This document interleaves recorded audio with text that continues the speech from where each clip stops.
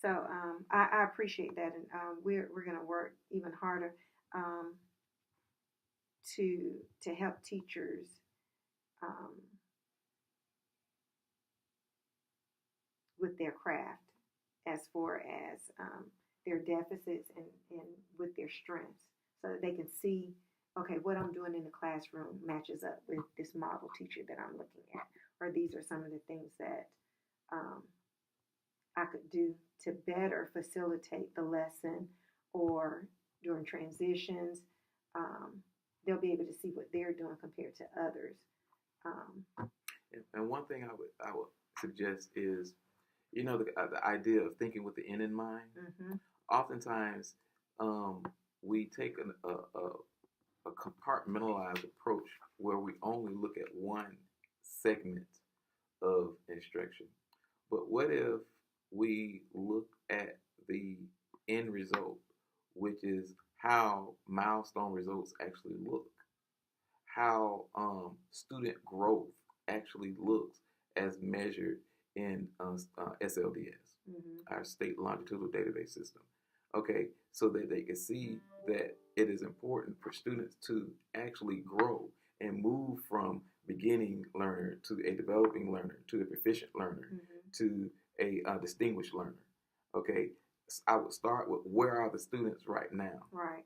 and if I understand where the students are and set goals for where I want the students to be at the end, of the class, then when we start talking about instructional practice, Mm-hmm. now I have relevance as opposed to just delivering a well taught class. No, my goal is to get you from point A Right. to point B by this date. Mm-hmm. And I see that this lesson is one of those lessons that has been a hindrance of getting you from one level to the next level. Okay. So it just adds a different meaning and context to what I'm doing as I prepare the lesson for that child. Okay. Well, I know now the teachers and the teachers in the TSS program originally had to make goals, but it's the following through and looking at that data piece on a consistent basis, Mm-hmm. looking at the students that you have in your class, and then what it's going to take to move them from one level to the next that we didn't do a good job with. Mm-hmm. So honing in on that, and just staying with the teacher to help them decipher through the data, read the data, and to put plans in place, Mm-hmm. I think will be most helpful to the teacher as far as developing them. So I appreciate that. Well, Mr. Ward, we're almost through. I think we have three more to look at. We have identify new teacher strengths and weaknesses, and I think that leads Kind of the into, same thing. yeah, Mm-hmm. I think so, as far as because helping the teacher, of course, we will be able to identify the strengths and the weaknesses, and that's what we do in the TSS program. All anyway. So I think if we just fine tune that and take some of the suggestions that you just so eloquently shared, we'll be able to do that. I think that works to retain quality staff.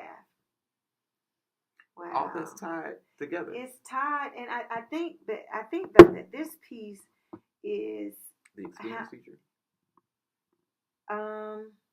Well, I think it's talking about all teachers works to retain quality staff. You have that the teacher that's been there forever that's just waiting her time out. Mm-hmm. So they're here, but as far as their contribution is somewhat stagnated.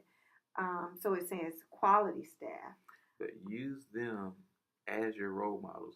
You said that one of the hindrances last year was the new role, and actually, it's not possible for one person to spread that thin. Mm-hmm.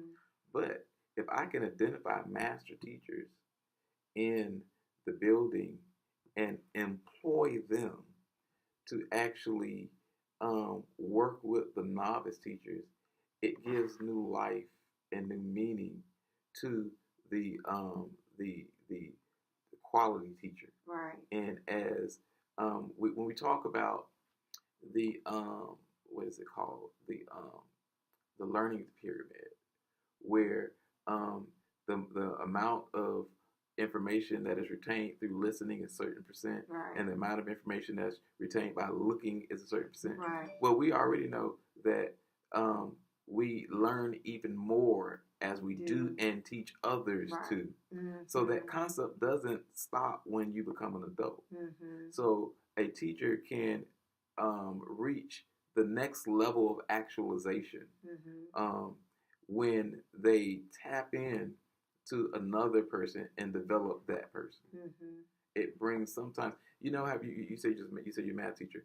You know how sometimes you knew the math, but when you're teaching it, sometimes something clicks in you. And it's like, wow, that's what one of these.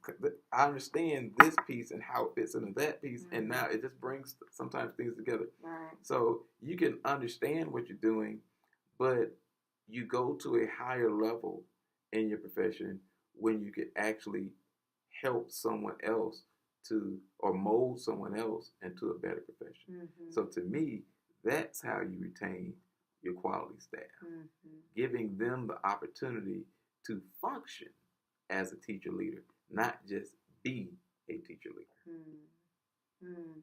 That reminds me of how I ran my classroom, because the main part of the entire class was for the students to be able to teach what they had learned to others. And I remember just here recently, I was working on an activity, and it's like, once I got it, I was so excited. It was like, oh my goodness, I got it. And I just felt so proud. So having that same experience imparted in our other teachers, in all of our teachers, I think will also, they'll want to stay here. It's developing that, and that culture, climate, but it's a balance in it. It's because I feel my worth here. I'm a contributing part of what goes on in the whole school. Oh yeah, I have value. And because I have value, right. I have meaning. Right. And because I have meaning, I belong. Mm-hmm. Who And leaves their home when they belong? Yeah. Yeah. Oh.